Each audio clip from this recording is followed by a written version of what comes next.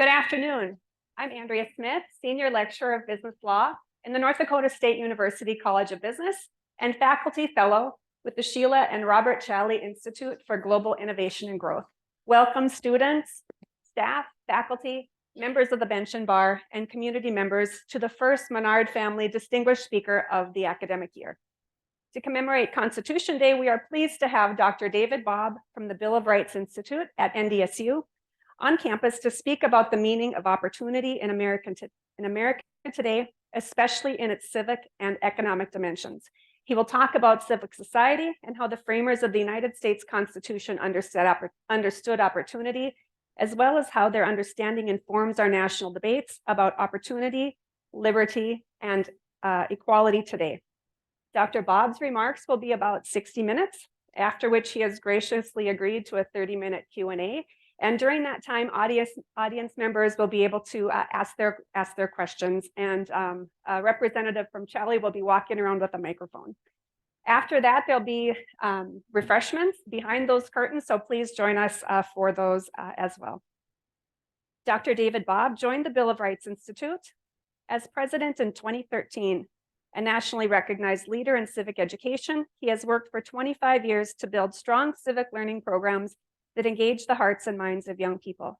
The Bill of Rights Institute is a provider of free open education resources and professional development programs for secondary school teachers of American civics and history. Previously, Dr. Bobb worked 12 years at Hillsdale College, where as founding director of the Washington, D.C.-based Kirby Center for Constitutional Studies and Citizenship, he created educational resources and programs accessed by millions of Americans. He is the author of a book titled Humility, an unlikely biography of America's greatest virtue, and a book chapter on Frederick Douglass. Dr. Bobb has written for publications including the Wall Street Journal and Fast Company, and is currently writing a book on the future of civics. He has earned his PhD in political science from Boston College. Sincerest thanks to Dr. Bobb for traveling to Fargo, and to the Menard family and our other donors who have made this event possible. Please join me in welcoming Dr. David Bobb.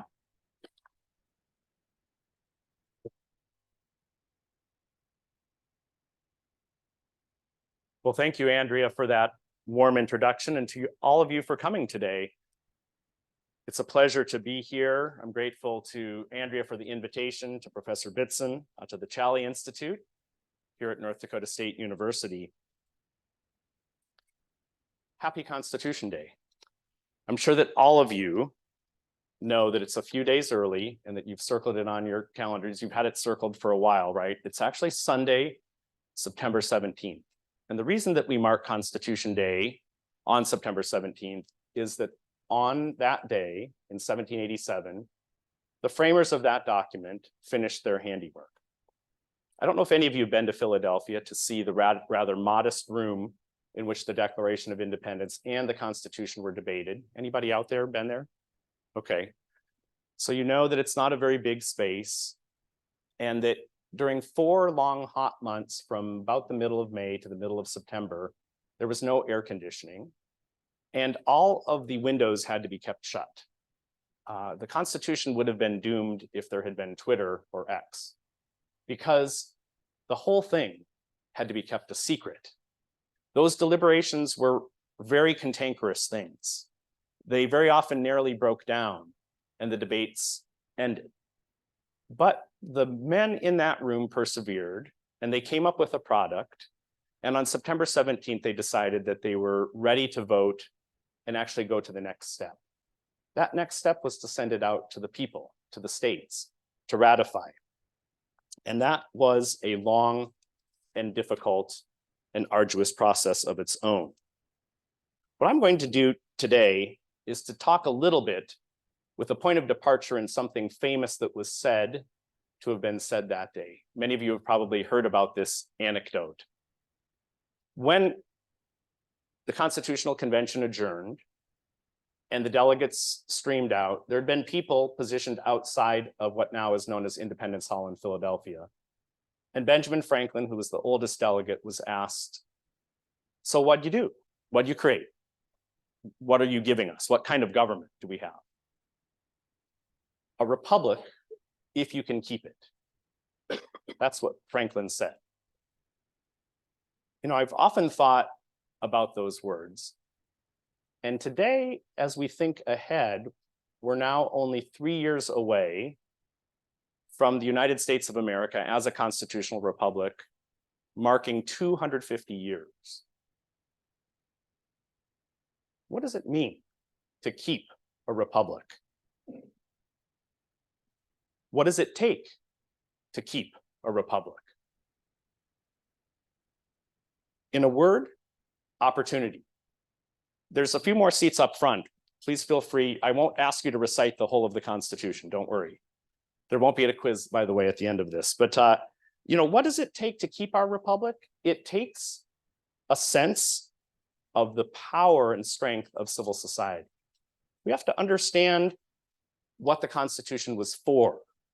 You know, sometimes we think of this document in a kind of unusual way. There are pocket copies of the Constitution out in the lobby. I hope all of the students grabbed one.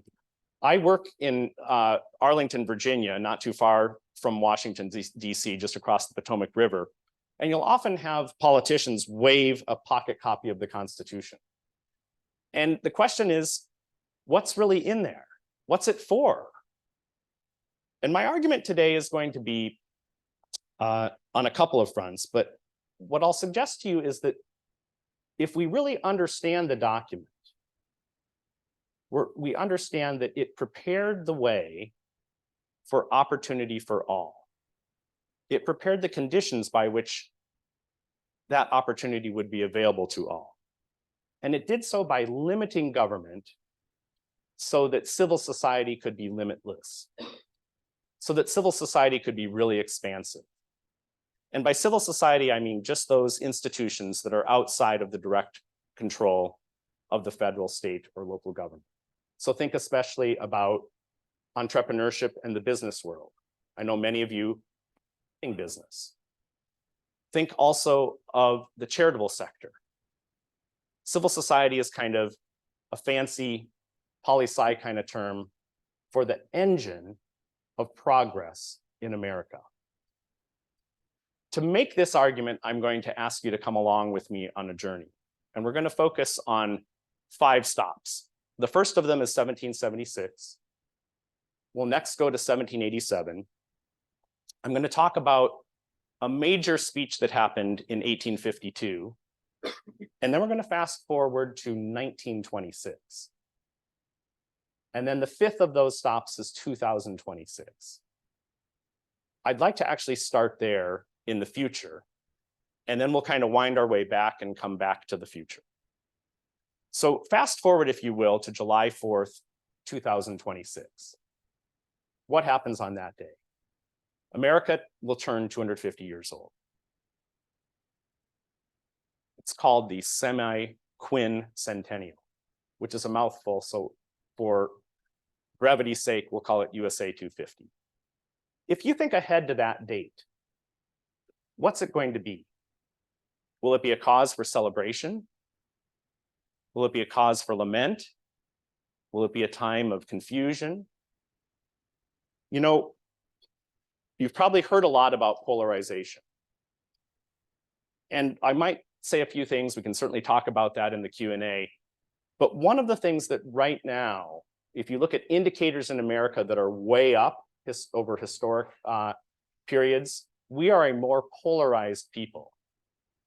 And if you think of a kind of simple definition of polarization, or what political scientists call negative affective polarization, it just means that you grow up kind of learning who you ought to hate, who you ought to be angry with. And we're at levels that approach some of our historic highs in this. Of course, we've gone through very many difficult periods in our history that had higher levels of dissension and polarization.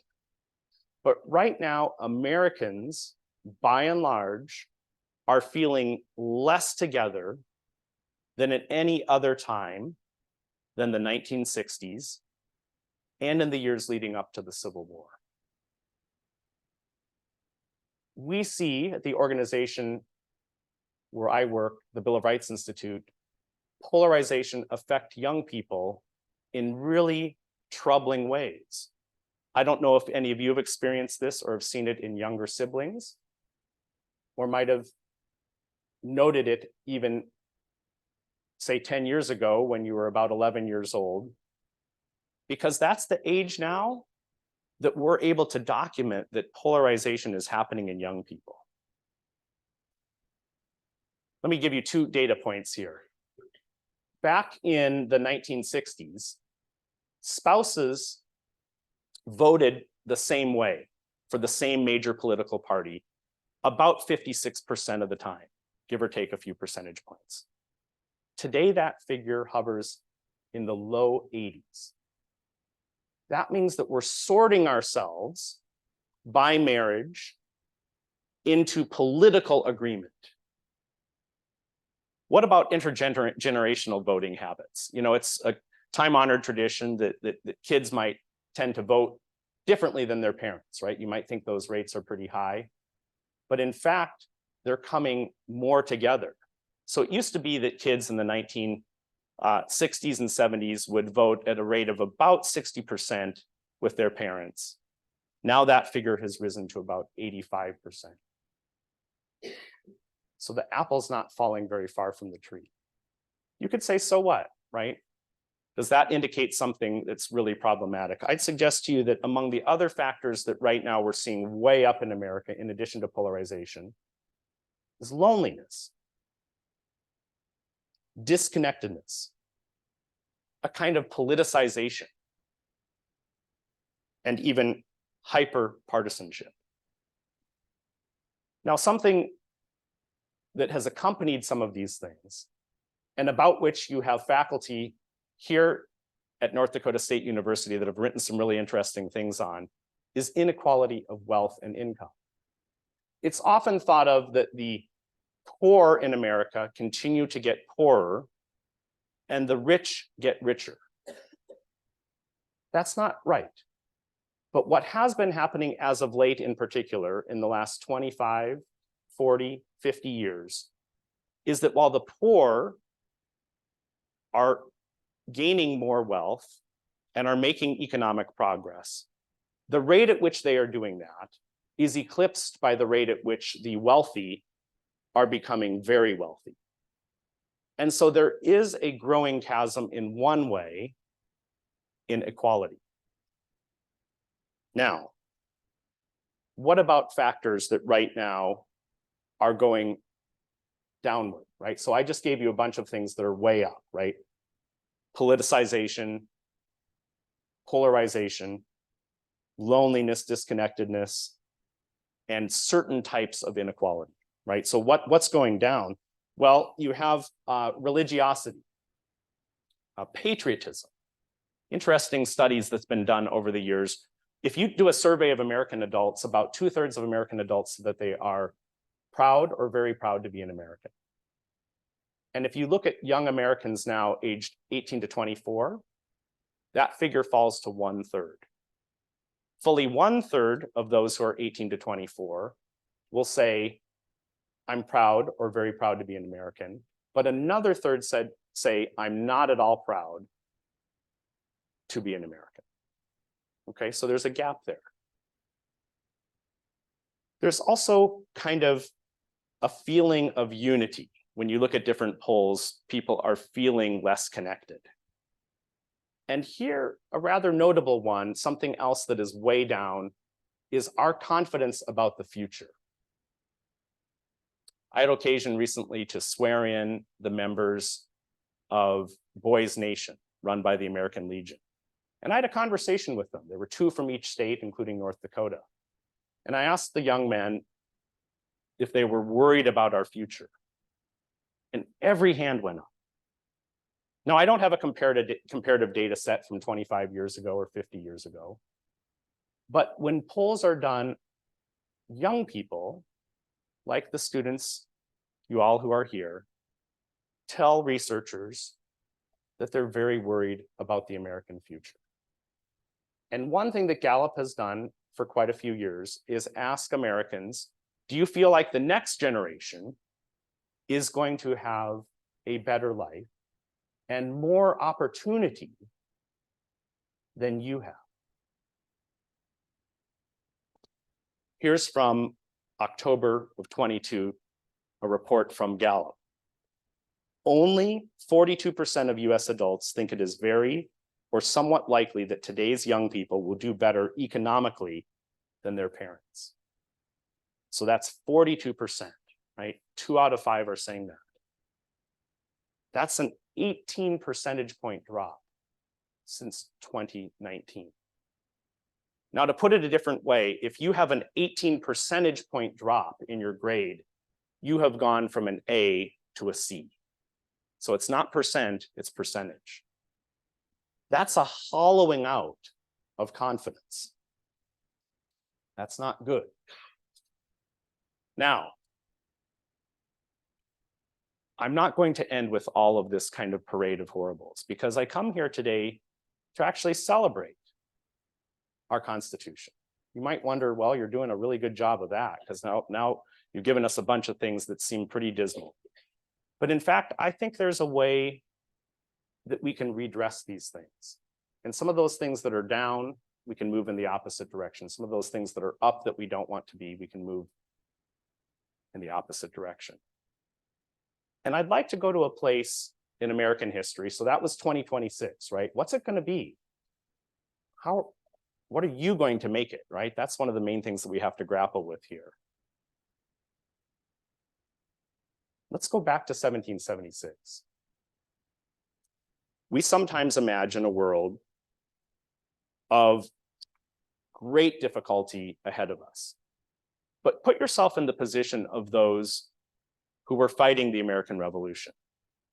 You were fighting the overwhelming favorite militarily, and you were on a continent the extent of which you did not know.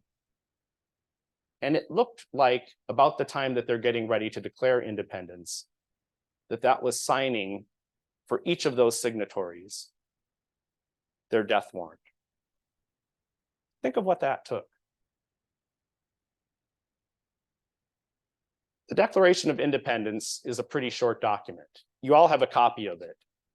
And I want to, if you don't mind, just take it out. It's on page 34 of the little booklet that you have there.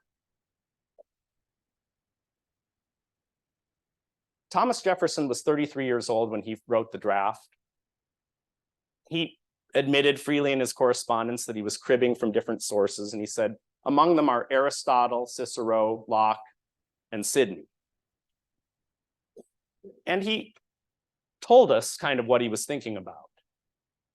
And his draft then got beat up kind of by a committee. They looked at it and changed some things. He wasn't very happy about some of the edits. But one of the things that we had in his original hand, as he wrote it out, are the corrections that he made. And a lot of the corrections he would just cross through the word and then write the word that he wanted. And there was one word that he wrote, and you know how if you're writing something, you don't have this with a laptop, right? But if you're actually writing something in longhand, you really don't want anybody else to read what it was. You might write over it really a lot. Or you might even kind of get the letters just right so that they go over the word. Jefferson did both of those things for one word. And the reason that we know this is because in 2010, researchers at the Smithsonian were able to shine different types of light on the original paper, the parchment on which Jefferson wrote this thing, and they were able to scrape back the layers of ink. Do you know what the word was that he blotted out and he didn't want the world to know that he had written down? Subjects. In many of the pre-declaration documents, the colonial documents, Americans saw themselves as subjects, right? Because they were subjects of the British Crown.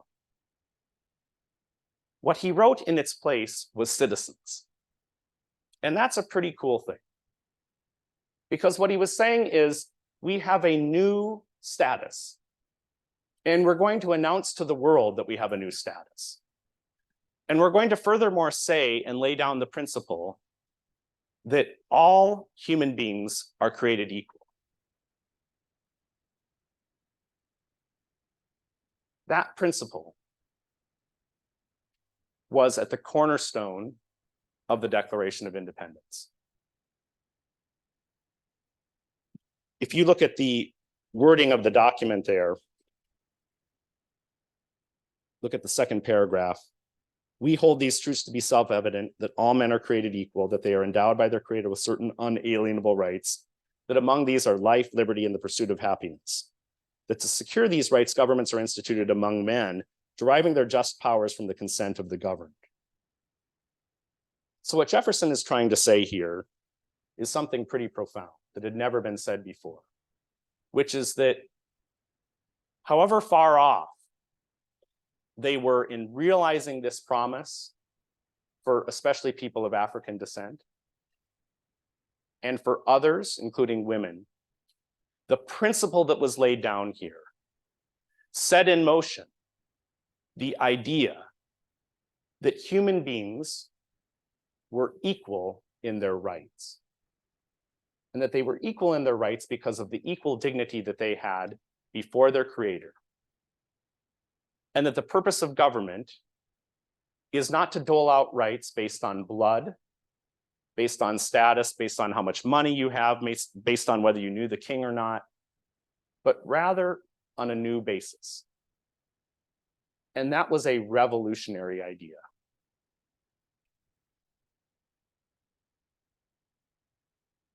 Abraham Lincoln, writing for his own benefit, he wrote out this kind of fragment, was trying to figure it out many, many years later in 1861. And I want to read you what Lincoln wrote because I think it really gets to the core of what the American founding was about. So you might wonder, well, when are you going to get around to the Constitution? I thought it was Constitution Day. Really, the Declaration of Independence is the heart and soul of our country. And there's a relationship between the Declaration and Constitution, and I think Lincoln had a really interesting idea about what it was and what it is. So Lincoln says this is him writing in 1861, without the Constitution and the Union, we could not have attained the result.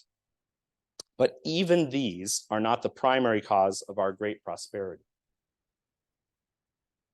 There is something back of these, entwining itself more closely about the human heart. That something is the principle of liberty to all, the principle that clears the path for all, gives hope to all, and by consequence, enterprise and industry to all.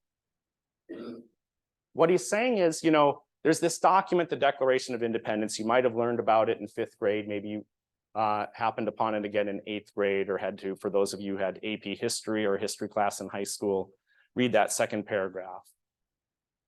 And you might have gotten to the bunch of complaints against the king.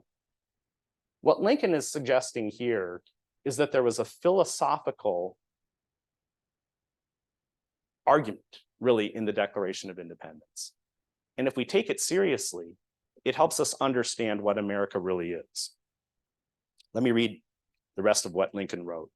The expression of that principle, liberty to all, in our Declaration of Independence was most happy and fortunate. Without this, as well as with it, we could have declared our independence of Great Britain. But without it, we could not, I think, have secured our free government and consequent prosperity. In other words, the Declaration was much more than just a propaganda document to start off the war and kind of declare our independence. It was the statement of a new philosophy. No oppressed people will fight and endure as our fathers did without the promise of something better than a mere change of masters. The assertion of that principle at that time was the word fitly spoken, which has proved an apple of gold to us. The Union and the Constitution are the picture of silver subsequently framed around it. The picture was made not to conceal or destroy the apple, but to adorn and preserve it. The picture was made for the apple, not the apple for the picture. So Lincoln here is drawing from the book of Proverbs. And he's saying the Declaration of Independence, think of it as kind of the apple of gold, and you have the Constitution, and that's a frame of silver.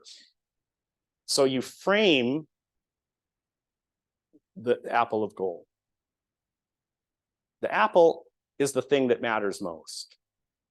The Constitution comes around it and kind of makes sense of that goal, the goals and objectives that were set out in the Declaration.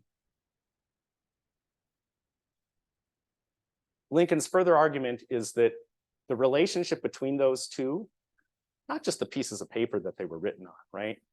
When you can go to the National Archive, you can see these documents.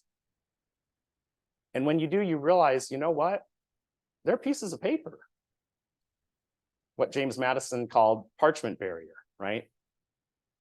If I read to you today from the former Soviet Union's constitution or from the North Korean Bill of Rights, you'd hear a lot of phrases that are similar to our ears.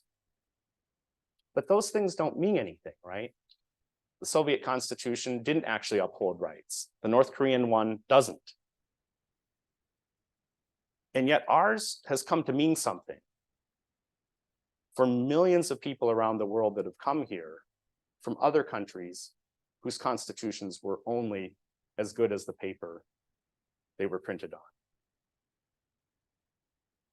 What Lincoln is saying here is that our prosperity and the possibility of success springs from the revolutionary idea that human beings are equal and that government's role is really quite limited.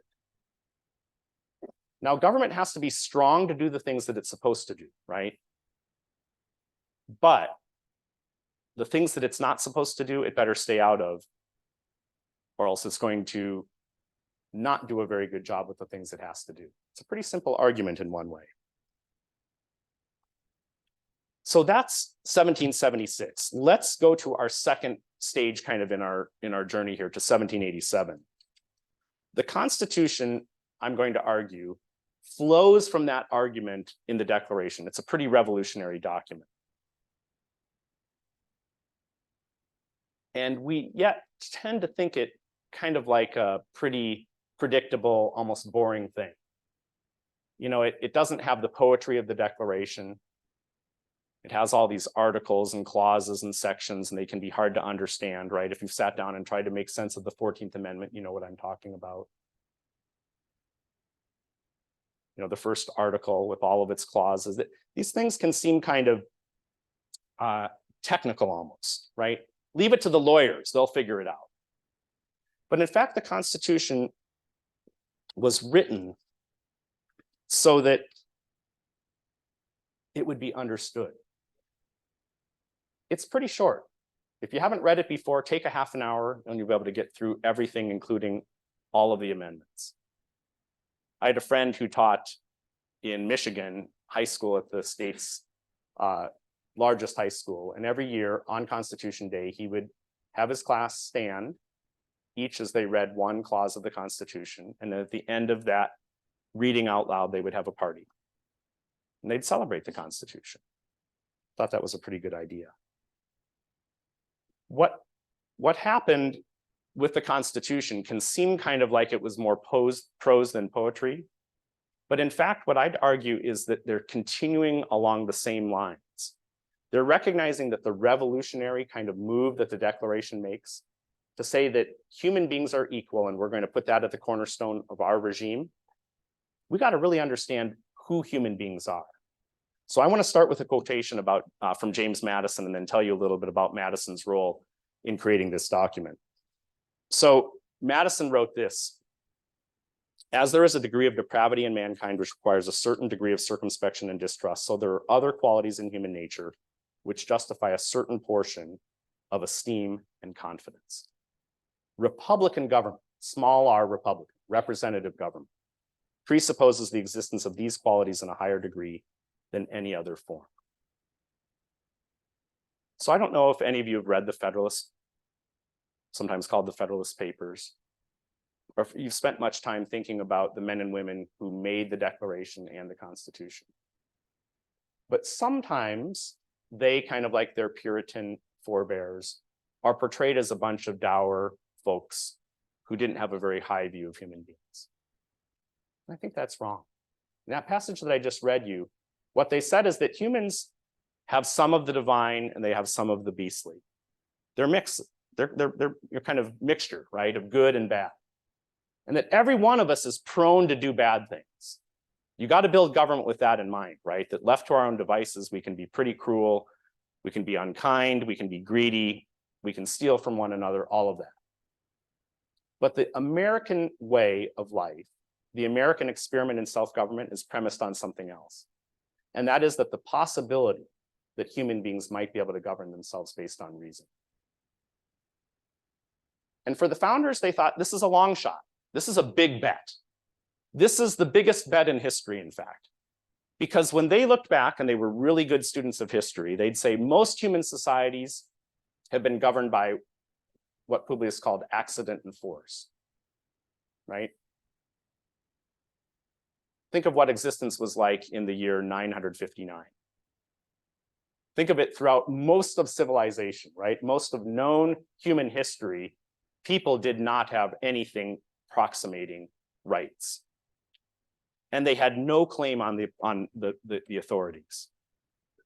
The authorities could ride them booted and spurred, as Jefferson said.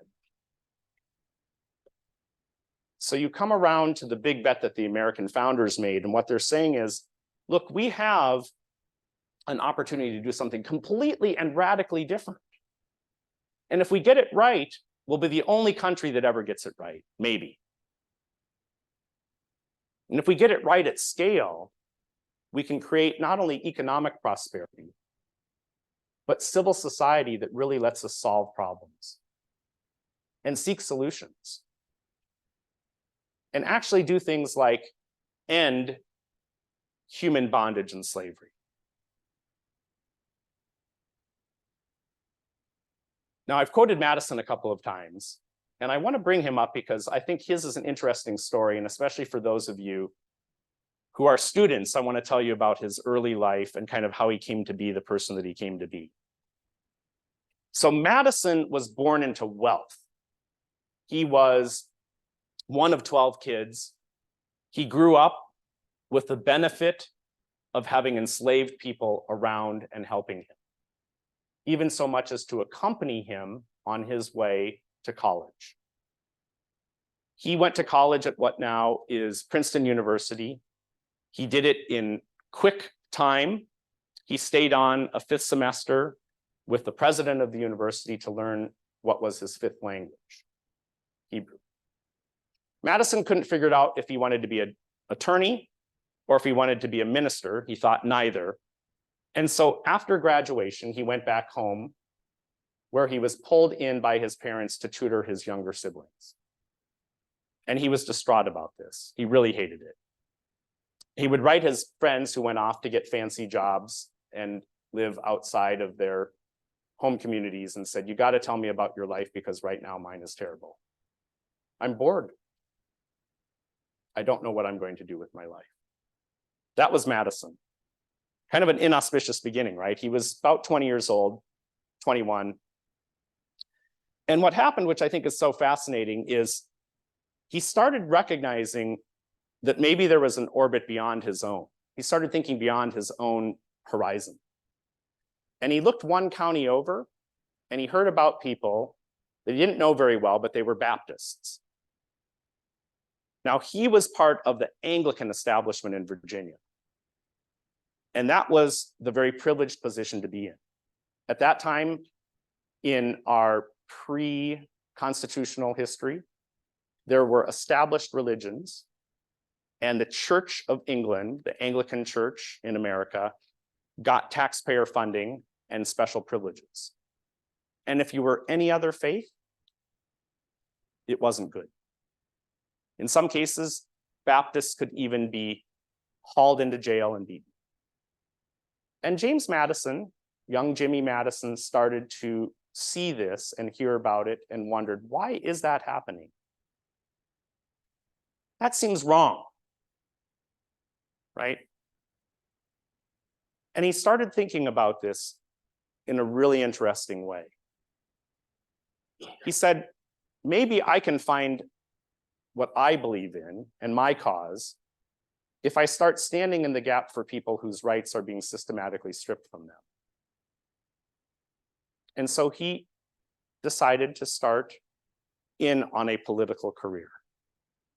When the Declaration of Independence was signed, remember, we're in 1787 now as part of our journey, but Madison was pretty young. He was in his 20s, 1776, right? He's maturing, he's learning. And the way that he cut his political teeth is by standing in the gap for people who really didn't have much of anything like the rights that we take for granted today. And he did it with Jefferson, who was 8 years his elder. And they had a big fight in Virginia. And it was a fascinating thing. You know, sometimes you think of the founders as sort of a monolith and they all got along and they kind of acted as a group. They actually went at it pretty hard in their debates. And I want to tell you a quick story about this. So Madison and Jefferson were very ambitious. And what they wanted to do was not only stand in the gap for the Baptists, but tear down the established church, the Anglican Church in Virginia. Jefferson had ambitions both domestic and foreign, so he was spending time over in France. And the guy that was really powerful in the Commonwealth of Virginia was Patrick Henry. He was the orator, you know, give me liberty or give me death, very famous. In one convention that he was at, he spoke fully 2/3 of the words that was spoken at the convention. So he had a lot of words, he was very powerful, and he was standing in the way of any progress as Madison and Jefferson saw it. And so what Jefferson wrote to Madison is, we need to devoutly pray for Henry to die. Right? Madison was a little bit more moderate, and he said, well, why don't we get him elected governor? Governor is not a very powerful position in Virginia. And what we can do then is pass this bill that we've crafted called the Virginia Bill for Establishing Religious Freedom over Henry's opposition. And it took him 8 years. A political eternity.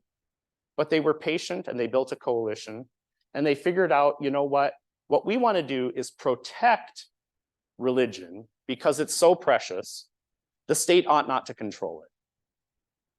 So Jefferson's bill that eventually passed in 1785 began with the affirmation, whereas the Almighty God hath created the mind free. And from then it went to make an argument, it's only about a page in length, that because our minds are free, the state, whether Virginia or the national government, shouldn't be able to reach into your mind, your heart, either of them, and control it. Government should not have that jurisdiction over your soul. That was a seismic moment in American history, I'd argue.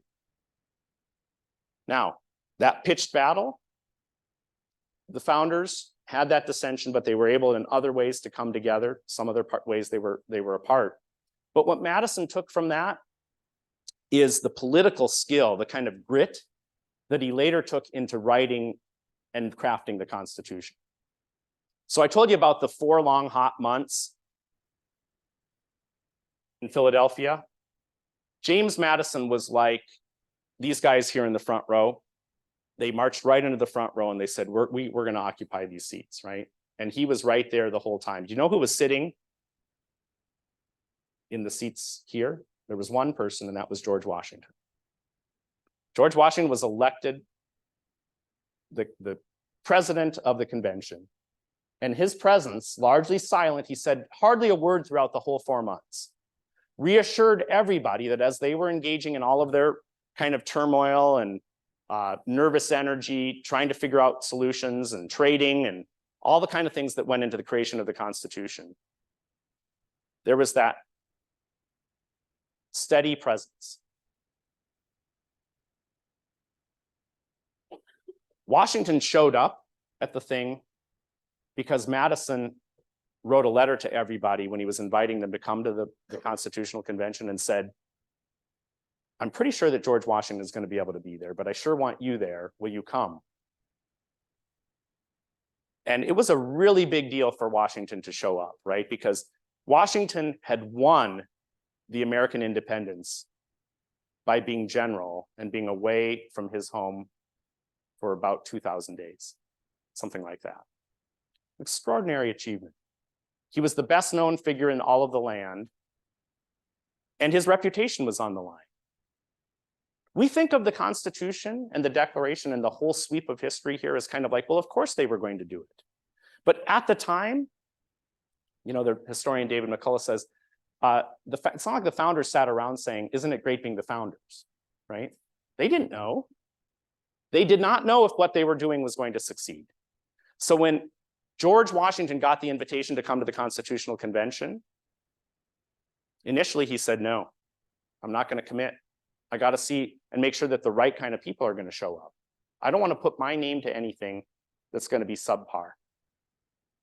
And so there's one moment I would give a lot just to hear what the conversation was when Madison shows up early, right? Kind of right on time. And he's wondering, is Washington going to be there? And sure enough, Washington shows up. But you know what? Nobody else does. Nobody else, right? They're in Philadelphia. Picture it, right? You got the 6'3" George Washington, general, military hero, and you got the 5'3", might have weighed 100 pounds soaking wet, James Madison. What'd they say to each other? You know, Washington could have hightailed it out of there and said, I'm out of here. How dare you insult my dignity? But he stayed around. He stayed around for 12 days while people trickled in, kind of in their own sweet time. And then they had that convention. And Washington sat there, and Madison sat there, and he took notes. And he took the best notes. And he did that for 8-10 hours a day. And then he'd go back to the room nearby, put the notes back in order, and come and make arguments. And they fought, but they fought rhetorically. And they had big struggles over things like slavery, over things like what should the executive be? What should the House of Representatives be? What should the Senate be? What, you know, should we have a Supreme Court? What do we know about history? If you want to read a great account of the most productive meeting in human history, read Madison's notes on the Constitutional Convention. I bet everybody in this room has been in a meeting that you really dreaded, right? No faculty member has ever been part of a faculty meeting that has been unproductive, I know, right? But for students, you go to a student organization, you're like, are we ever going to get anything done? Imagine a meeting that lasts for 4 months. And it looked like very often it was going to break down and nothing was going to get accomplished, and that they were all going to go back to their states with yet another failure because they had failed before. But on September 17th, they were able to get to the place where they could send it out to the people. And that document had to have something appended to it in order to pass the states, and that was the Bill of Rights, the first 10 amendments to the Constitution. Okay, so that's 1787. I want to fast forward, in the interest of time, to 1852. So we've been Declaration, Apple of Gold, 1787, Constitution, the frame of silver. 1852, July 5th, Frederick Douglass giving a famous speech. How many of you have heard of Frederick Douglass? Okay, how many of you read one of his 3 autobiographies? Anybody here? A couple? Okay. Tonight you got to go home and read it. You'll be blown away. Frederick Douglass wrote 3 accounts of his life. I'll give you the miniature version, but it won't do him justice. So Douglass gave this speech called "What to the Slave is the 4th of July?" And it's a beautiful, important speech. You'll find parts of it tweeted by Colin Kaepernick a few years ago. And this speech has 2 parts. And I'll get to the speech in just a minute, but I want to give you an account of his life. Frederick Douglass was born on a date that he did not know. So he chose later in his life the birth date of February 14th. He did not even know the year. He didn't know his dad. His dad was likely one of his owners. Frederick Douglass was born into slavery, the eastern shore of Maryland. He found a way, like his mother, who lived 13 miles away on a different plantation, to teach himself how to read. His mother was also literate. Douglass did so, having met her only on a handful of occasions. And one of them was particularly poignant for him because he did not know his mom was going to visit him. She had to walk 13 miles. He was being handed his portion, his ration for the day, and somebody was taking it from him. And his mom happened upon that and said, "Don't rob my son of his portion." And Douglas said that's the first time that he ever thought about the concept of justice. His mom had to turn around that night and go back to her home, a full marathon of maternal love having been reflected in that visit, 26 miles. Douglas grew up only knowing predation on him, right? So he's a slave, and yet he's reading about freedom. The book that he came into possession of after he earned some money shoe shining in Baltimore was The Columbian Orator. This book is out of print, but I found a copy on Amazon and read it. And it's all stories of freedom. It's stories about how the Constitution came to be, about how the Declaration came to be, about George Washington, about other things. And there's one account in there in which a slave and a slave master are debating. Douglas read about and came to understand the concept of freedom and justice, but wondered if he would ever experience that himself. When he found the wife of one of his owners in Baltimore saying, "I will help you continue to learn how to read," the husband, his so-called owner, said to the wife, "You cannot teach him how to read because that will make him unfit for slavery." Douglas was like, "You bet. I absolutely want to be unfit for slavery." And so what happened, to make his story short, is that he emancipated his mind before he emancipated or was able to be emancipated in his body. And what he gained is a sense of, I am my own man. And he did so at about the age of 19. And he realized, like the Declaration had promised, that he is an individual possessing rights, despite the fact that the government had not yet come to recognize that fact. And in his heart, he resolved that no longer would he be controlled in spirit by the person who enslaved him. Now, that meant that Douglas was sent out to be broken. This is an awful term.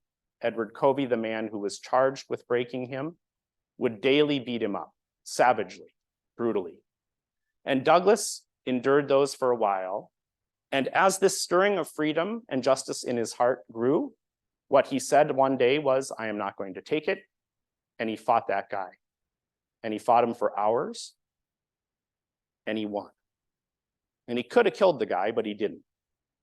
After that, Covey never touched him. It took a number of months before Douglas was able to work out the plan by which he was going to escape then in his own journey. He was able to escape.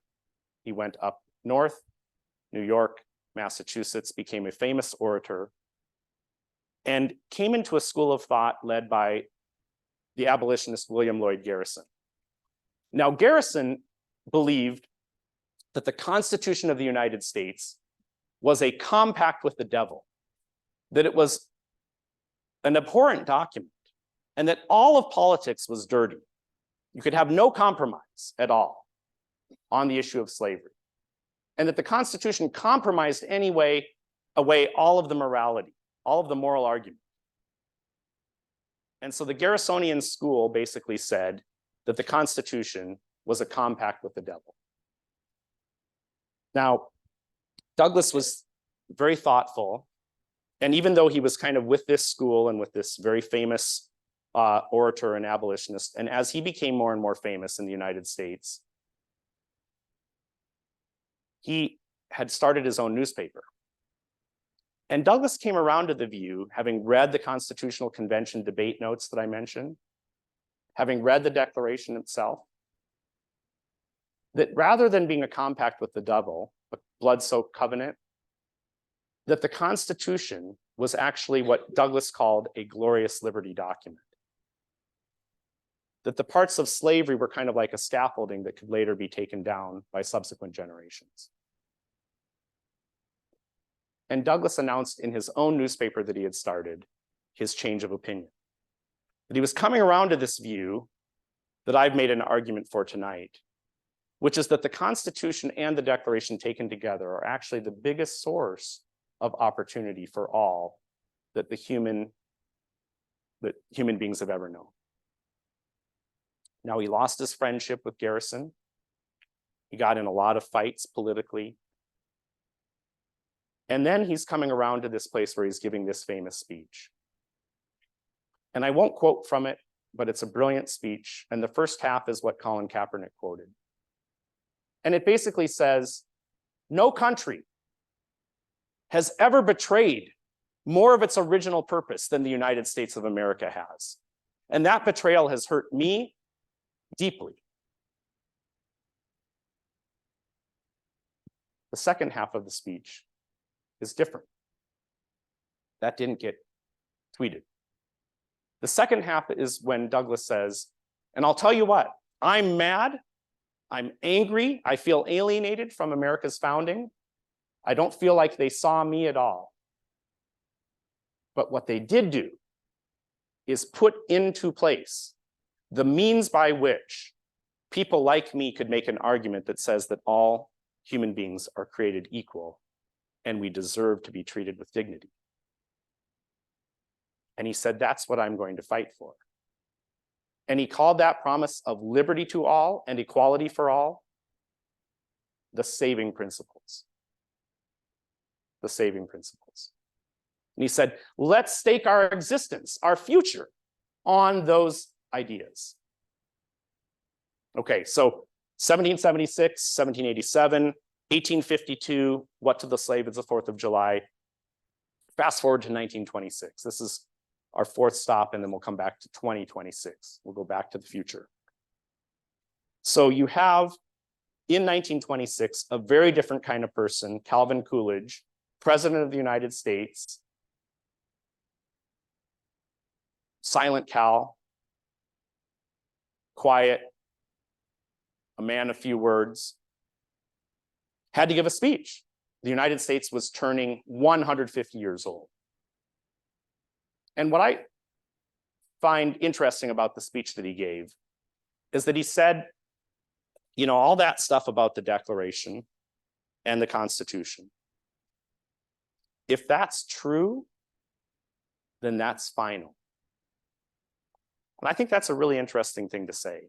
What Coolidge was saying is, if you establish in the course of human events that all human beings are equal, and that government's purpose is to secure the rights, and that's what they should do, period, full stop, that's what government should do, that principle cannot be added or subtracted from.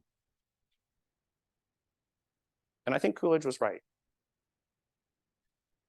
Now, what Coolidge could have added in his speech, and might have done well to add, is when you get the principle right, that doesn't automatically translate into practice, right? And that's the whole journey of America over the last 120 years.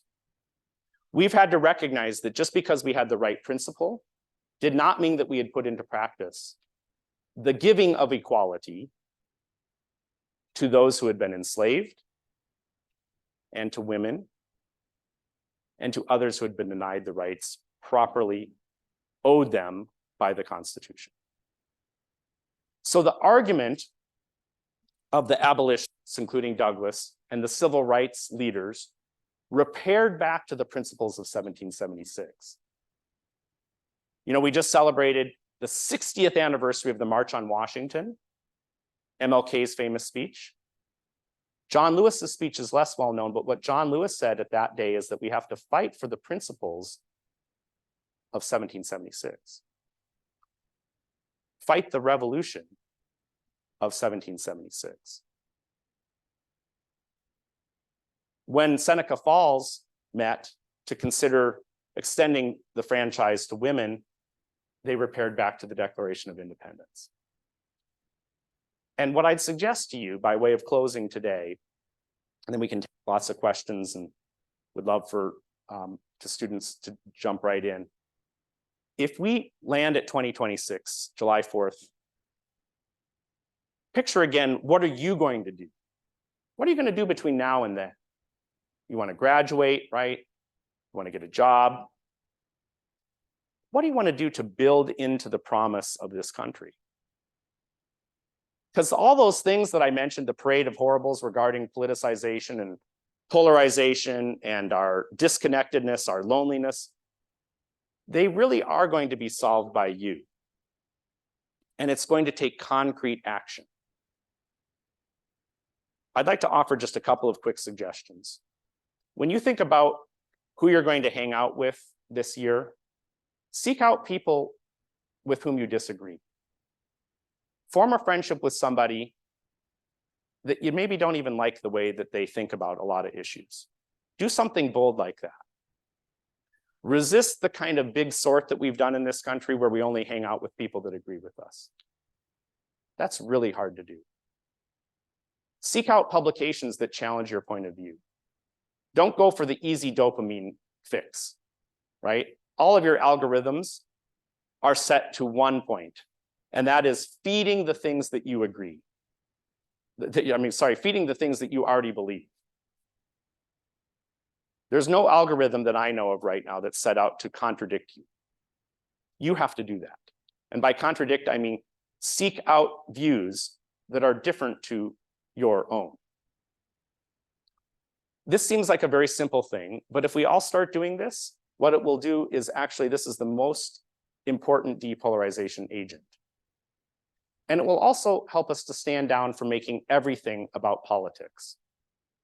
Because everything cannot be about politics, right?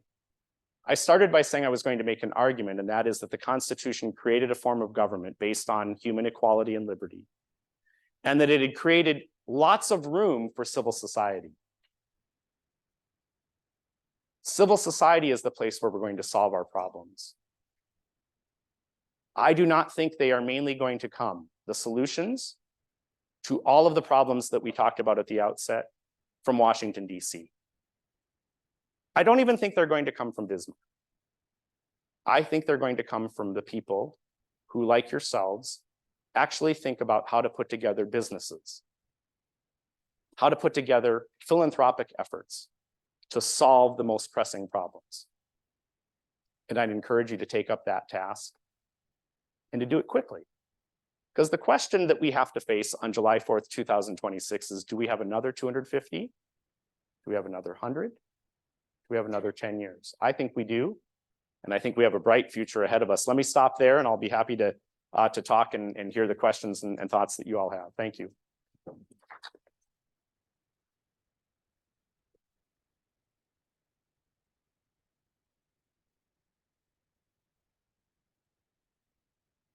Thank you. So I'll start by asking one question, and then Dr. Bitson is standing right now and he has a microphone. If you could have your questions ready and just give a wave of your hand so he can get to you and ask those questions. The first question I'd have is the research that you cited at the beginning of the presentation that talked about how polarized students feel. Does it give an indication of why that is?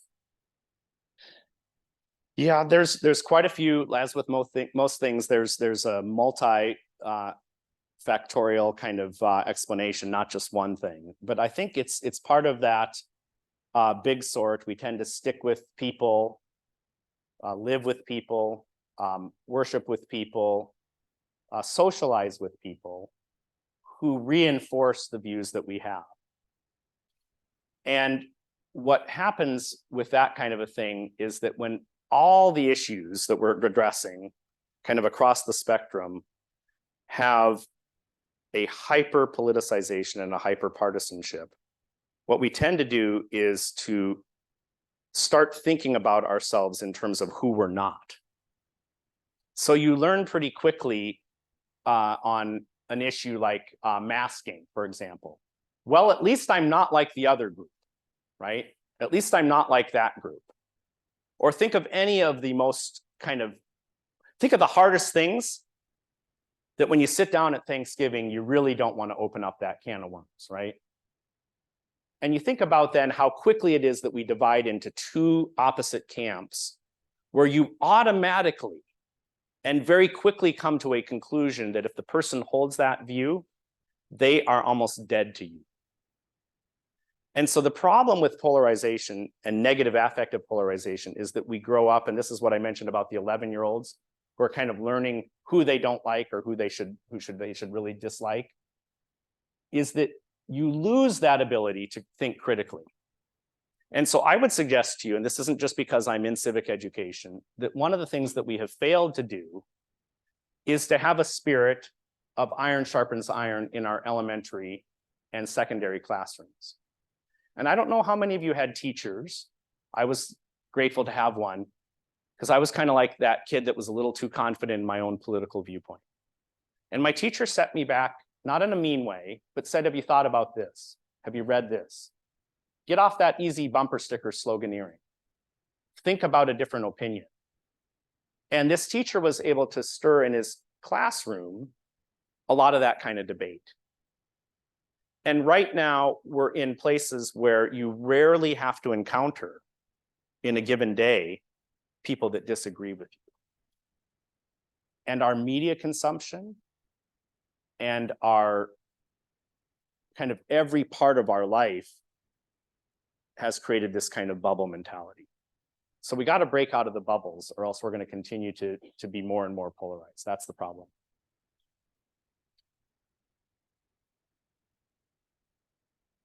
Does anyone have questions? Okay, so I'll ask a question then.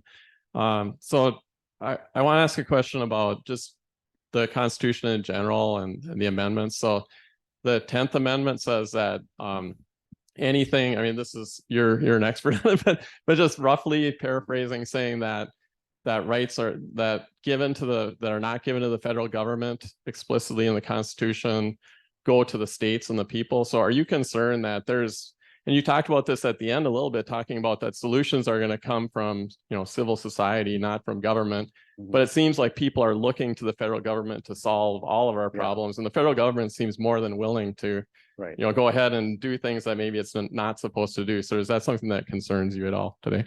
Yes, it's a concern. And thank you for the question. I think one thing I learned, I was in the college internship program in Washington, D.C., and students would work in the offices of their elected officials, their Congress people in D.C. And a lot of them, the job of the intern was to answer the phones. Well, people would call up with every problem under the sun and say,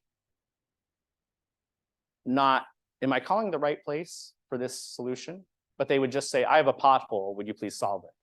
Or I have a problem with my Social Security check, would you please solve it? Anything under the sun, right?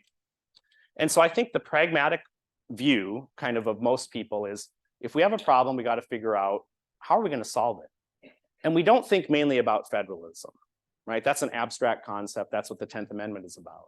It's saying that Article 1, Section 8, there's certain things that the Constitution charges the Congress to do, the legislative branch. And those things must be their prerogative. And anything else was reserved for the states and the people to figure out. And I'll tell you, that list is not very long. Yet the creep and sort of gradual evolution of power in America, especially in the last 120 years, has been to send more and more things to Washington. And the problem, I would argue, is like, if you think of a challenge that we have in this country with immigration, right now, no matter what side of that debate you might be on, there's nobody arguing that it's working really well, right? Nobody says that. And so the mechanisms and administration of that have bogged down to a great degree. And yet that is a clear constitutional prerogative for the national government. And so what happens then is states feeling like, well, wait, the national government hasn't solved this very well, want to take things into their own hands. And so what's happened is both political parties now have different positions, that they're in favor of federalism when it benefits them. right? And when their particular issue that they want to either solve at the national level or at the local level or at the state level, then they kind of have a selective invocation of the 10th Amendment. And what I think we have to get back to is this idea that, you know, every elected official, we have 500,000 of them in America. One great thing about this country is that each of them, nearly every one of them, has an oath that they take. And when you take an oath, there's no like kind of asterisk. I'll choose which parts I want, right? You're pledging to uphold, protect, and take a promise to the whole thing.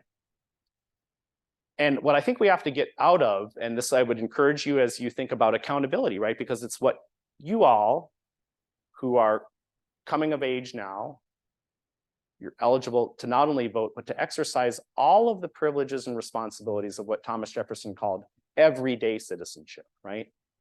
We tend to think of citizenship as voting and volunteering. It's so much more.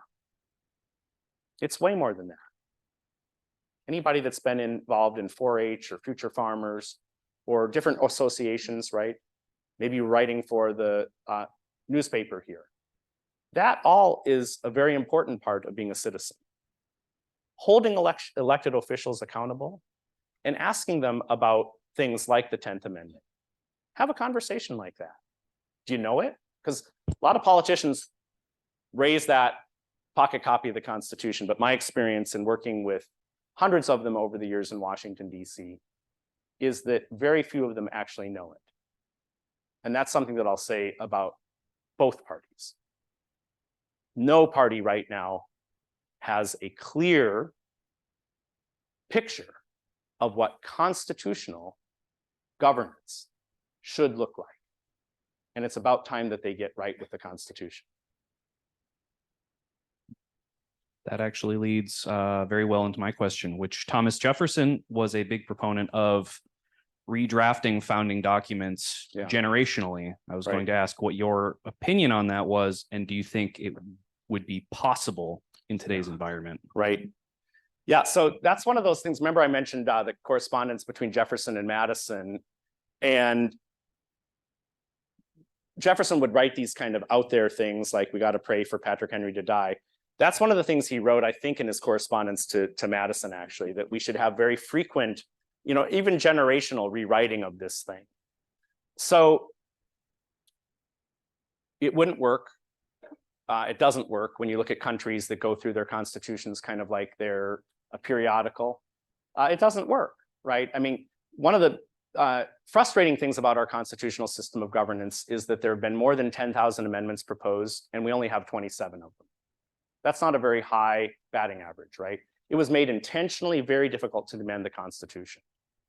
And that's the only way in which it is a living document. It is not a living document in any other way. That doesn't mean, though, that it's a dead instrument, right? It's living only and breathing only insofar as it's good and accepted by the people, right? And so I think that Madison's lack of response was telling in this regard. He didn't actually respond back to Jefferson. He did heed Jefferson's advice on the Bill of Rights. So Madison and Hamilton were both against the Bill of Rights before they were in favor of it. And the reason that they worried about amending the Constitution at that time is they said, you know, if you start writing down the rights that people have, does that mean that we have to write them all down, right? Like everybody here right now has the right to get in your car and drive to Minnesota. But that is nowhere written down, right? Does that mean that you don't have it as a right? So Madison was slightly worried about that. He had a few other concerns, but what he came around to as a pretty good politician, he started counting up the votes, and he recognized that if he didn't include some of the 200 amendments that were proposed, they whittled it down to about 30, and then 15, 12, then 10, that the Constitution itself was not going to pass. So I think rather than rewriting it every generation, what we have to do is teach it. And that doesn't make it just a dead letter. You know, there are lots of ways that those principles can become alive to us each generation. And that's the key thing, and what we try to do at the Bill of Rights Institute with civic education. What do you think? Do you have an idea on that? Do you think we ought to take it up each generation and revisit it? No, but think sometimes there should be an open debate Mhm. about it, what it means. Yeah. to hold politicians together. Right. That's one thing that it would be. Right. That whole discussion. Yeah, that's a really interesting point. You know, one thing I've been thinking about, you know how we have town halls a lot now? And a lot of city council meetings, if any of you been to them, they can seem kind of boring, but go to one. Tocqueville said if you want to get somebody outside of their individual orbit in America, propose to build a road through their property, right? And what you see is that oftentimes at a school board meeting now, we allow a person to speak for 3 minutes. And you see these videos, right, where they'll just go for hours and hours and people just come and stand and they give a speech for 3 minutes. Well, that's not really give and take, right? What we ought to have is elected officials answering questions and having to stand and deliver and defend the things that they're doing, right? And we ought to have citizens that can pose those kind of difficult questions. And that kind of back and forth, I think, would be much more healthy. If you ever want a fun example of this, Prime Minister's Questions is shown on C-SPAN. And what you see there in the British system, I think there are many faults in the British system, but they have this virtue that you can watch and they throw the toughest of questions to one another. And they're all assembled kind of in a room that's much smaller than this, but with a kind of explosive atmosphere, and they're jeering and they're cheering and they're actually debating. And that debate becomes deliberation. And the whole point, Publius said, of our government is to ascertain the deliberative sense of the community. That was the phrase that they used. And right now, we don't have nearly enough deliberation in American society.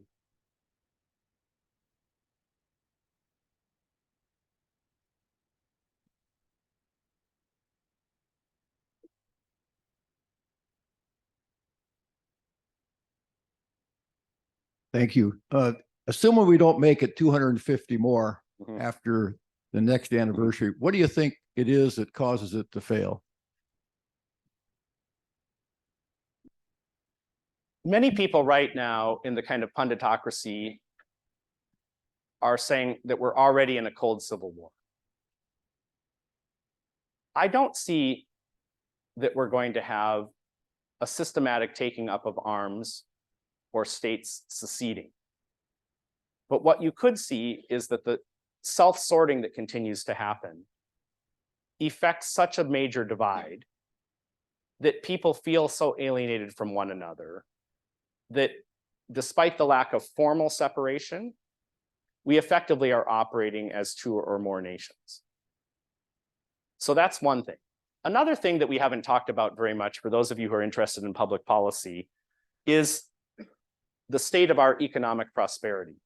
I believe for the first time, given the rise in interest rates, our national debt interest is the #1 line item in what will soon be announced as a $2 trillion deficit.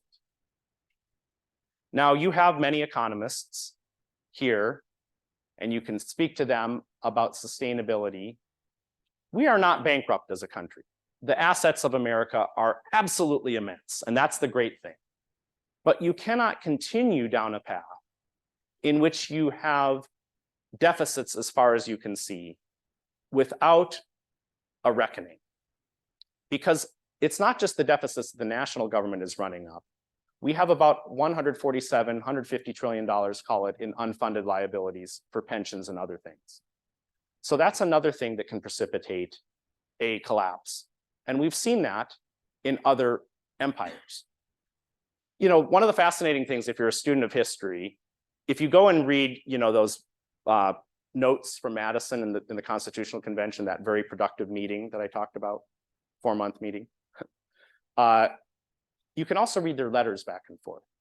And what they would obsess over is the question that you posed. What would cause us to fall?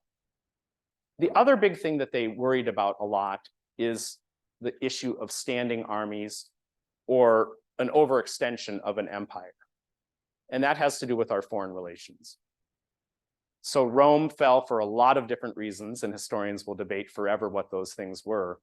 But I think the internal dissension, your economic prosperity and ability to maintain the fisc, and then your ability to have a cohesive, coherent foreign policy, all three are areas of danger. Other questions?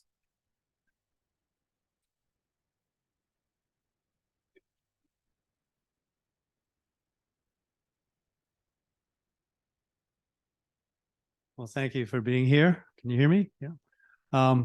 First, I want to say that those of us who emigrated here really appreciate the Constitution because even though I come from Canada, there's just not the same protection of rights. There is no First Amendment protecting speech or a Second Amendment protecting the right to protect your rights. And you know, it's good for everybody to understand that it really is the best Constitution in the world by far. My question is, when you know the rights are based on this idea of really the divine origin of man created equal, and how do we maintain that in a world that is extremely secular? Yeah.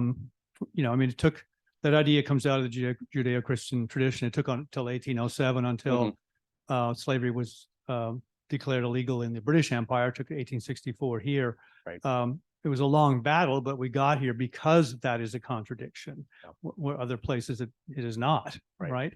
So how do we maintain that principle in not only a more secular world, but also with the political divisions, the tendency is for, as people separate, to not see the other person as equal, as worthy, as should have their rights protected. Yeah, I think that last part of your question is really so important, you know, and it goes to the question about why are we so polarized, right? So what you tend to do when you get more and more polarized is to other the people who are outside of your own orbit. And you tend to reduce them in ways that rob them of their dignity.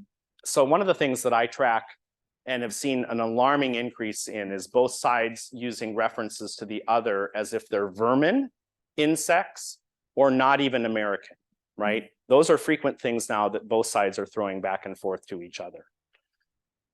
So that being said, how do you uphold the idea that all human beings have dignity when a religious conviction has been slackened?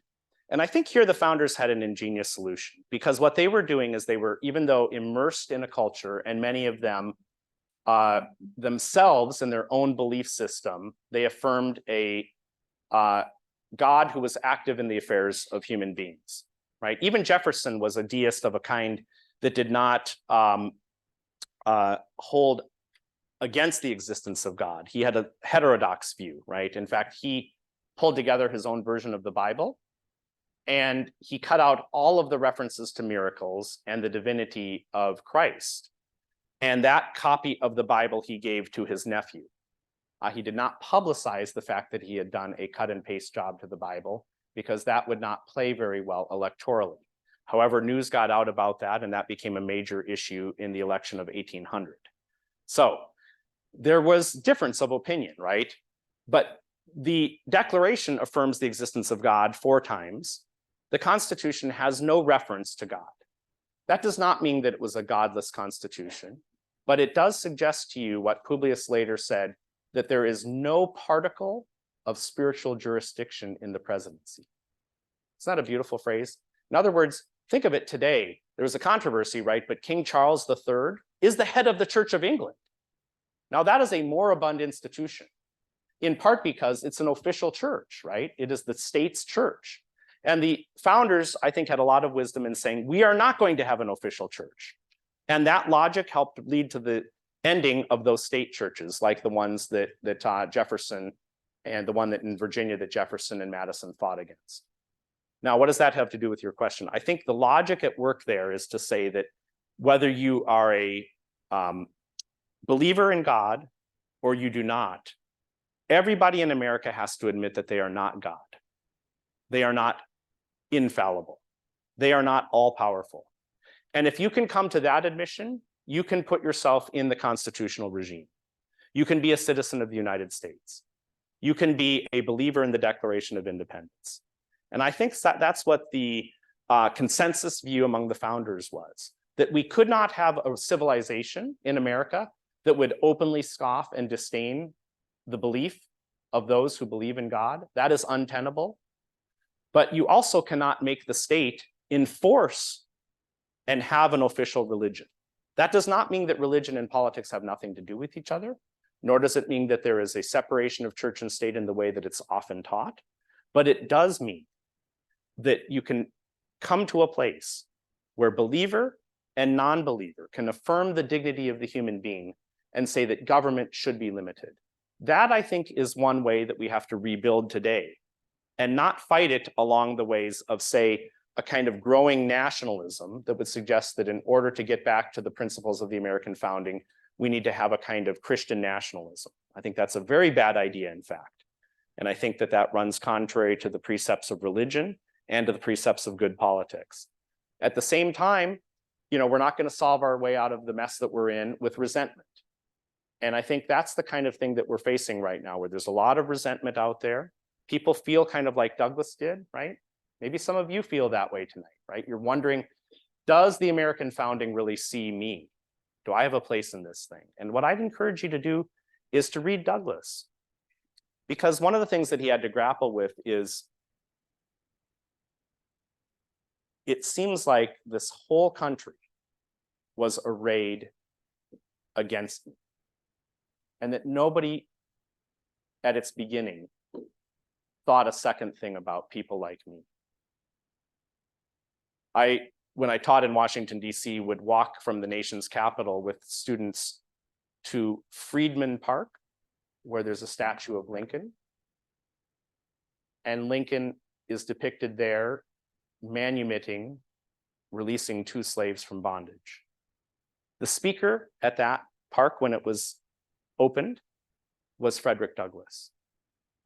And Douglass said, it's very complicated, right? At times I've thought Lincoln was great. At times I thought he was way too slow. And I think what we need right now in our country, as we grapple with many of the same issues that Douglass did, is to recognize that the founders saw farther than any other group of founders, but they were not perfect. Jefferson, whom I mentioned, employed hundreds of slaves. And his own reckoning was that, I know that God in his justice will not sleep forever. Jefferson, in other words, knew that what he was doing in holding human beings in bondage was wrong morally. And he did not take the steps in his own life to remedy things that he could have, and that we can lament. But Jefferson also gave us those words that we reflected on earlier. And what I'd say to you is that in putting those words at the cornerstone of our regime, he put himself in judgment of those words, right? And those words stand in judgment to any inequality today that would treat any American as less than equal. So when you have a nation of principles, we have to go back to those principles in order to recover what we need. I hope that goes to your question.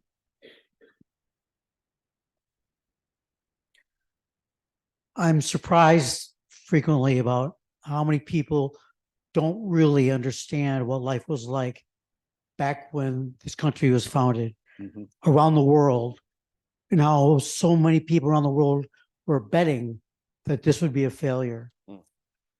And as a result, I believe that our own people today don't realize that the United States of America could just easily be called the independent states of America, and that there's a reason for that. Any comments? The Articles of Confederation was the Constitution before the Constitution.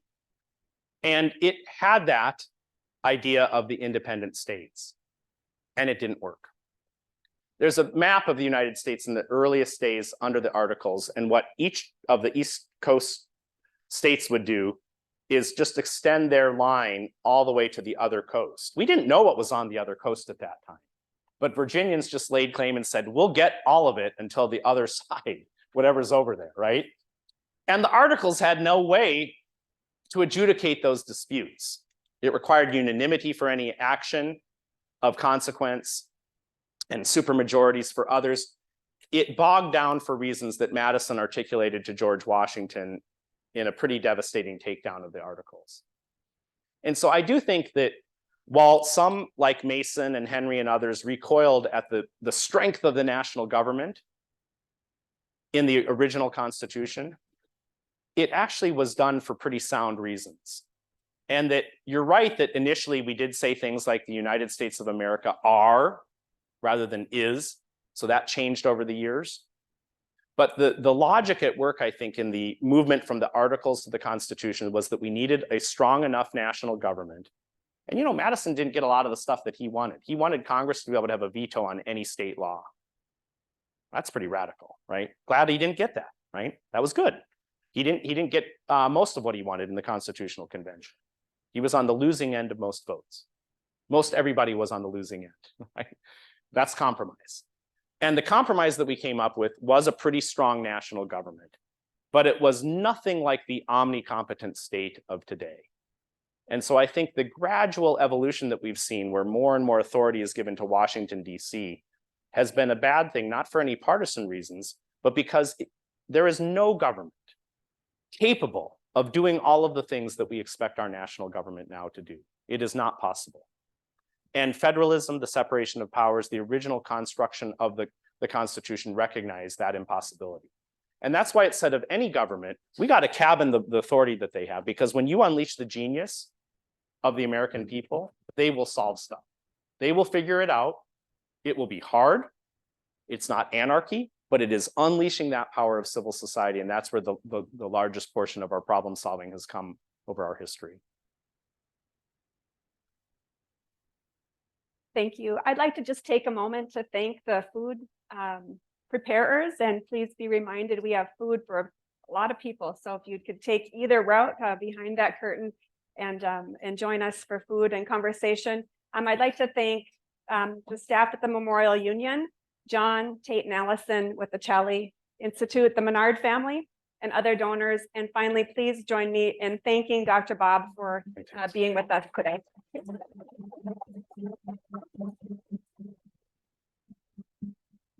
Thank you so much. Great job.